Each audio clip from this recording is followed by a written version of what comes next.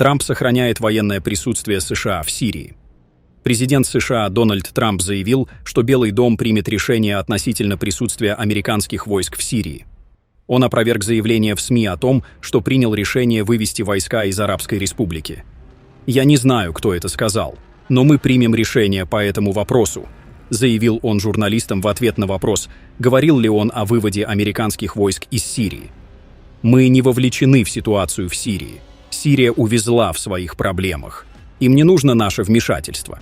Но прежде советники Трампа заявляли, что американское военное присутствие на Ближнем Востоке будет сокращаться, и что он может пересмотреть решение прежней администрации об увеличении численности американских войск в Сирии с 900 до примерно 2000 человек после свержения Башара Асада.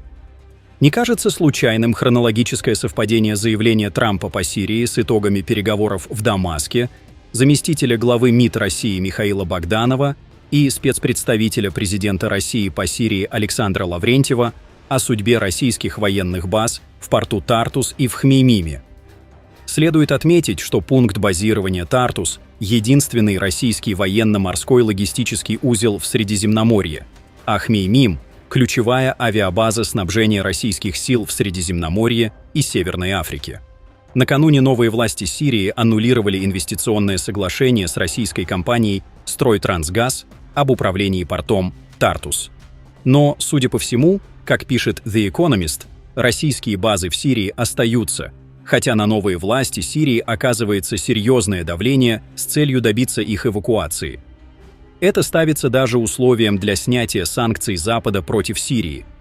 При таких обстоятельствах для Трампа заявлять о выводе своих войск из Сирии может восприниматься как удар по его политическому престижу в регионе.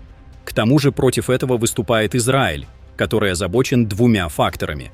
Первый – возрастающее влияние Турции в Сирии, с чем он связывает возможную политико-идеологическую инкарнацию братьев-мусульман в Дамаске, появление там сирийского варианта Талибана.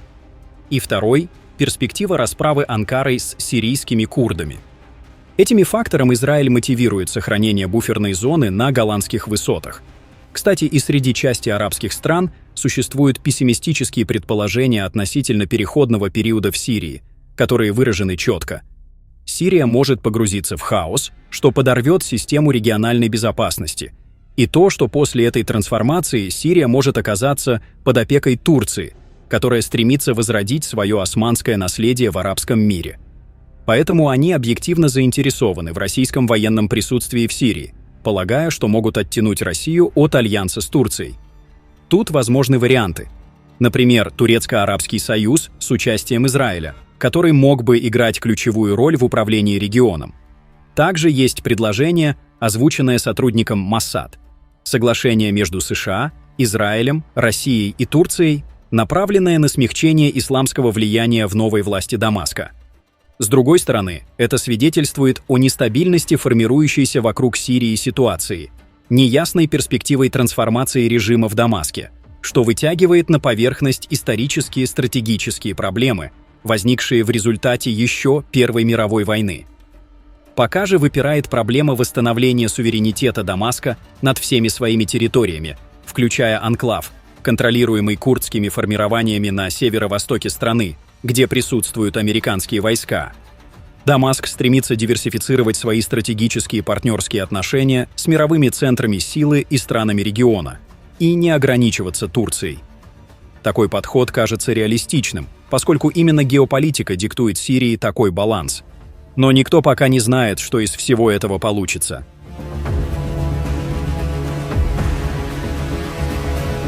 Турция и Баку пытаются удушить Иран и заполучить Зангезурский коридор. На фоне напряженности, которая наблюдалась на границе Ирана с Турцией и Азербайджаном, можно выделить реальные геополитические цели Анкары и Баку. Они стремились значительно ограничить Иран и усилить контроль над важными маршрутами, включая Зангезурский коридор.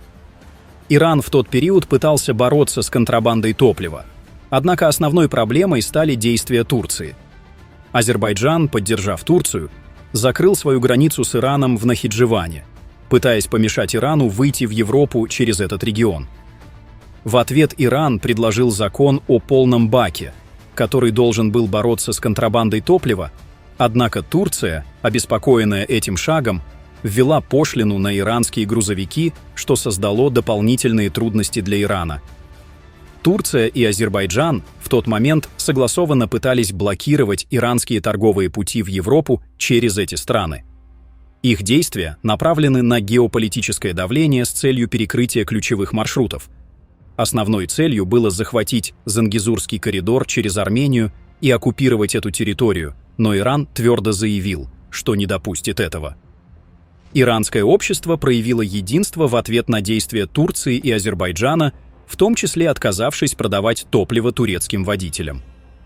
Это еще раз продемонстрировало важность защиты иранских границ в условиях внешнего давления. Министерство иностранных дел Ирана четко заявило, что любые попытки изменения международно признанных границ неприемлемы, и Иран не позволит геополитическим изменениям подорвать свою территориальную целостность.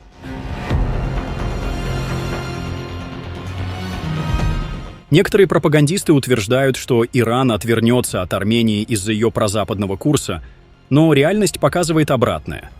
Оба государства не только сохраняют отношения, но и укрепляют их в стратегически важных областях. Проект Каджаран-Агарак, реализуемый иранскими компаниями, является прямым ударом по мифу о разрыве сотрудничества. Ирану критически важно обеспечить транспортный коридор север-юг, который соединяет Персидский залив с Черным морем. Этот проект приносит Ирану экономическую выгоду и укрепляет его геополитическое влияние. Армения, в свою очередь, остается единственным стабильным и надежным партнером в регионе, особенно на фоне агрессивной политики Турции и Азербайджана.